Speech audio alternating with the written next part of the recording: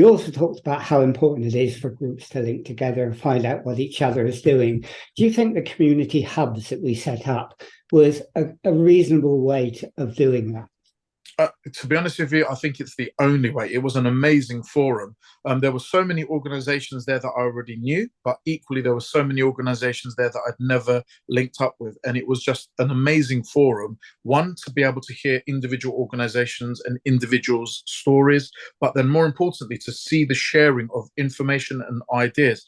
Out of that one hub came so many links, came so many ideas that would benefit all of us. That is, I feel, the only way that these community groups can get a space and a forum to be able to link up with each other. Because just trying to do it by yourself in your normal week-to-week running of an organization, it's nigh on impossible just because of the pressures that are there on a day-to-day operational basis.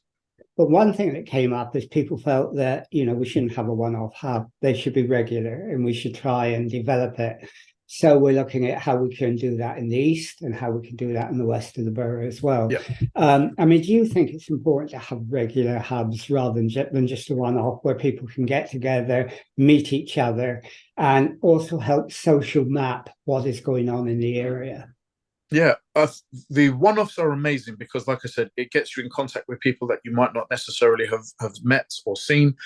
It's a great forum for coming up with ideas as well. But the problem is then the accountability for those ideas. If you just have these once-a-year type forum events, what happens is a lot of these ideas will just fall by the wayside and they never really get developed. But the regular, say, monthly, bi-monthly, even quarterly meetups ensure that these ideas that we come up with can then actually grow legs and start to walk and then eventually run, because we can assign them to individuals or groups. We can make sure that there's accountability there to make sure that these things take place and happen and report back on. So I absolutely think that it's essential that we have the regular meetups. We had health authorities coming in, we had the local authority coming in at one point, and we created a collaborative network of equal partners where no partner dominated, the statutory bodies didn't dominate. Yeah. Those collaborative networks where we involve everyone, that are inclusive, is important, isn't it?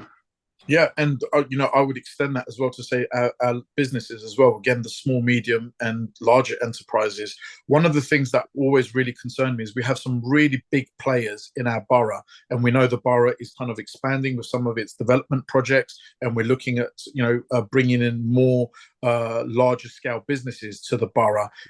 Those businesses have got a onus on them to understand that normally they will recruit locally, so it's local people that add to that business's success through the work that they do, but then it's the local consumers that utilize the services or products of that business. And I passionately believe that they have a duty of care to put back into those communities that that their funding literally comes from the pounds and pence that we spend. And I think hitherto we haven't really seen some of those big players taking a real interest in protecting our borough and our most vulnerable.